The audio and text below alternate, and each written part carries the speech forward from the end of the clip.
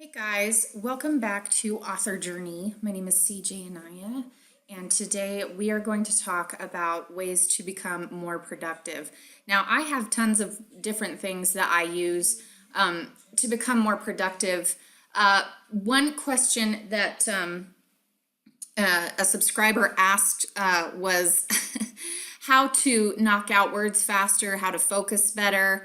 And so I wanted to talk about these things, but I also was like, I bet you anything, there's just a lot of really brilliant stuff online. You know, so many people write so many articles. There's just a lot of free information. So I want you to know that yes, you can come to YouTube, you can come to my channel, but also you can look up some really great articles and suggestions on this stuff as well. So this website is called thebookdesigner.com. And this is a really awesome article about 20 ways to become a more productive writer. And I could have put it in a PowerPoint presentation because a lot of these things that are here are things that I know and utilize. But it's spelled out so well here. I just wanted to present it to you as a really great resource and just talk about a few things that are mentioned here in this article. And so they talk about high performance habits for writers. I really liked number one, prepare your mind and body. This is so important. And this, I actually do an entire module about on my online course that talks about having the correct author mindset. It really is about positivity. It is about enough sleep and exercise and being healthy. Because the more clarity you have mentally, the easier it is for you to access that creative part of your brain and to write.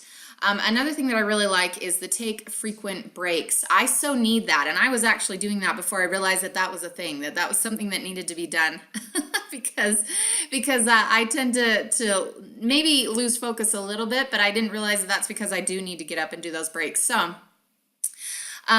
for example, and this is another thing that can help you when it comes to being more productive. Every once in a while, it's really good to get away.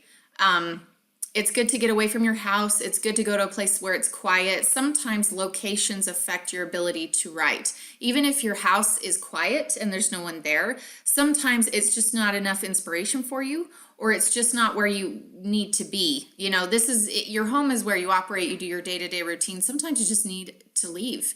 And so many times I would go to the library or, some public area where I could sit with my laptop and just type, a little cafe, some place where you can go that's specifically designed for you. If you have an office in your house, that's great, but sometimes that doesn't work either.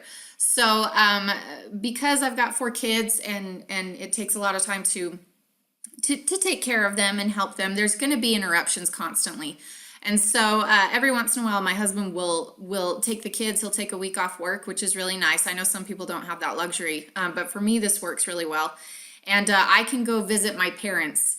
And when I go visit my parents, I get to see them in the evenings, but I'm writing during the day. So they're at work and I'm working there and just writing nonstop. And I recently did this a week ago. I was able to get about 50,000 words written for this new novel, which is something that would have taken me a good month to write, if I had only been averaging 1,000 to 2,000 words a day, just at home with all the daily things that I need to do. Now, during that time, I was taking frequent breaks, okay? So I'd write about 2,000 words during the day in the morning, and then I'd take a little break, get some water, do some jumping jacks, write 2,000 more, then I'd take another little break. Sometimes I'd interrupt it with cardio, or hip hop abs with Shanti, because that's a lot of fun.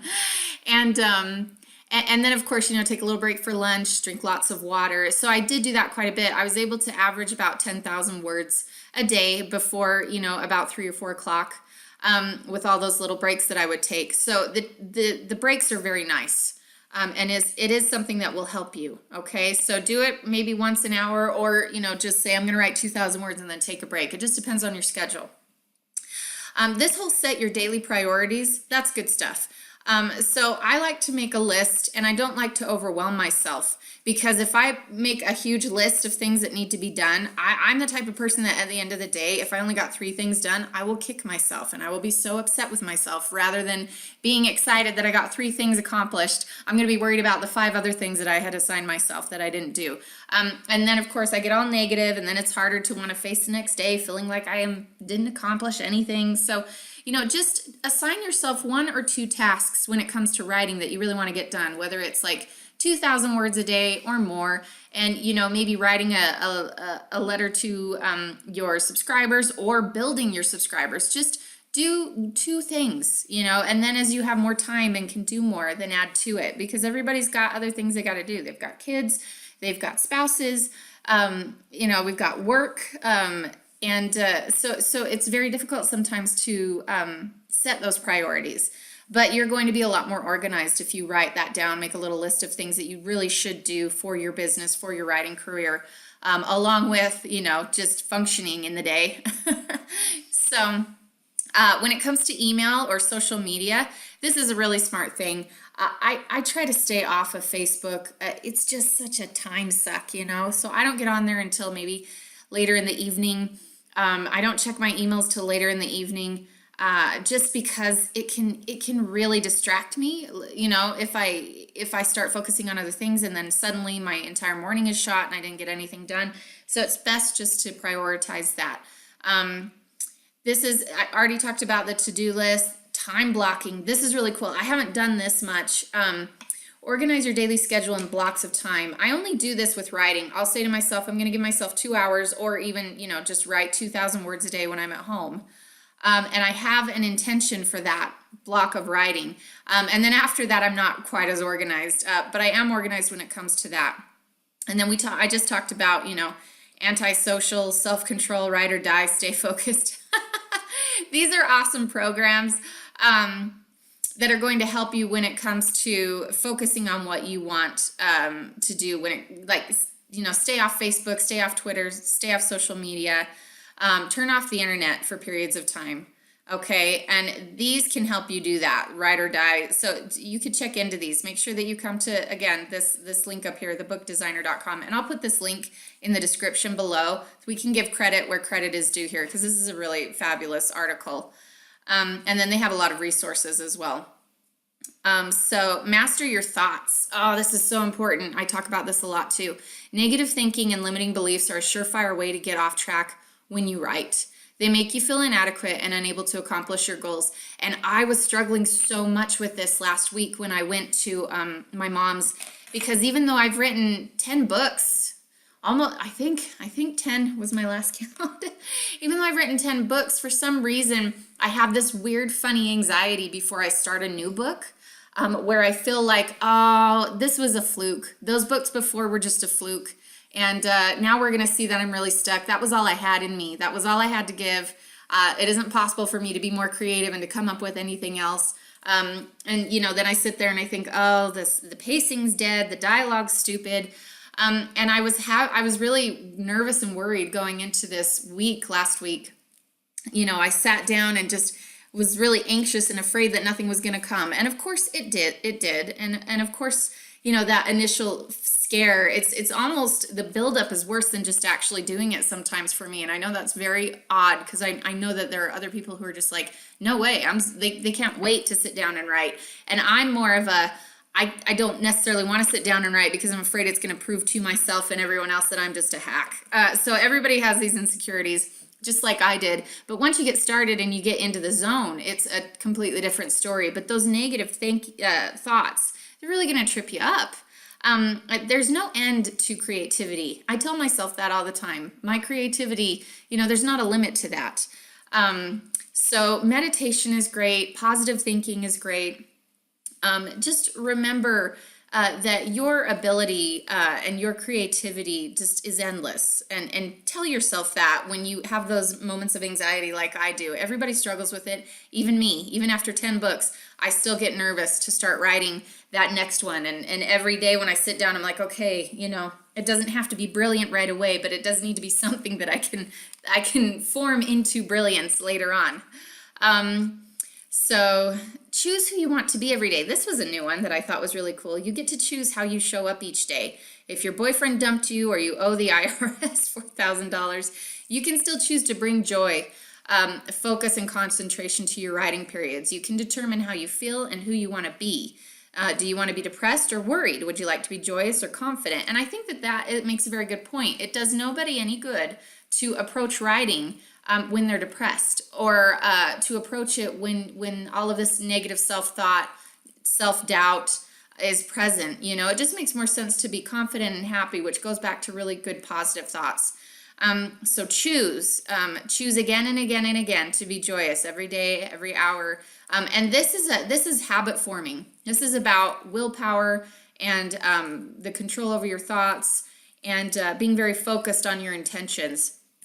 And it is a habit, and it's hard to get into it because being negative is a super easy habit to be into. It's harder to be positive. I'm not sure why that is, but it's going to help you and decide whether you're productive or unproductive. So that's going to help you quite a bit. Show up. When I start a project, I make goals as to what is going to happen when it comes to writing. Am I going to have 2,000 words a day? So I really had a goal of 45,000 words, which is about half the book of a YA novel, to complete that last week. And I got to 50,000, so that was huge. But I had to pace myself. I kept telling myself, I wanted to get at least 10,000 words written. One day it was 8,000, one day it was 9,000, the next day it was 11,000. But I had clear goals in mind, things that I wanted to get done. And when you break it down, you really can accomplish quite a bit. So for the most part, I generally try to do 2,000 words a day, and I show up every day that I know I'm going to be writing. And then you're that unreasonable boss that you need to be. Don't put yourself in situations that might cause you to question your ability to write a book. Don't tell your mother you are writing a book if she is critical and will say there's no way you can write a book. You are crazy to try. So you already know where possible sources of negativity may come from, so don't put yourself in that situation. If you feel like your family won't support you, don't tell them about it. They don't need to know until it's already done, until it's already said and done. So don't wreck your confidence in different ways by actually putting yourself in a position where it could be wrecked. And be on purpose. I love this one. 14, determine if your activities align with your goals. For each activity or opportunity, ask yourself, is this helping me achieve what I want as a writer or author? Now, obviously, if you got to do laundry, you got to do laundry because that's helping you achieve, harmony in your home. It's helping you to function. But sometimes if you can afford it, I've heard of people hiring housekeepers so that they have more time to write. And they don't. Now, I can't do that. I've got to clean my own house, but other people can. So can you outsource stuff and then do things that are going to allow you to focus solely on writing? If these activities aren't benefiting you emotionally, mentally, spiritually, physically, or, career-wise, then consider not doing it. Be careful with how much TV you watch, or, the way that you're vegging out. Is it a positive way? Is it in an addictive way? So be healthy. One more thing I want to mention here that I thought was really interesting. They advised you to not drink alcohol or caffeine. This is a personal choice, obviously. I don't do either because I'm trying to eat really, really clean. And I already know that this stuff does not help me in any way. Been there, done that, tried it, and it just not great. So for other people who use alcohol as kind of a way to wind down, just make sure that you're not doing that stuff before you're writing, or that you're really limiting it so that you can be healthy and prepare your mind and body for what you're going to be doing. So please take a look at this. This was a really, really fun article that Nina wrote, and I like her quite a bit. So she is the author of How to Blog a Book and the Author Training Manual. You can look her up, find out more about her. Want to give credit to her because she wrote a really outstanding article. A lot of things that I try to incorporate. So if you've had questions on how to be more productive, this is a great article for you. If you think that maybe some of the things I said helped you, awesome. Please be sure to like the video. If you're new here, please subscribe so you can join the family. And if you have any more questions, let me know. Also, if you have any ideas as far as being more productive, things that you do that kind of help you get into the zone, I would love to hear about it. So please comment below. Let us all know about that because it's another way for us to learn. And we'll talk to you guys later. Bye-bye.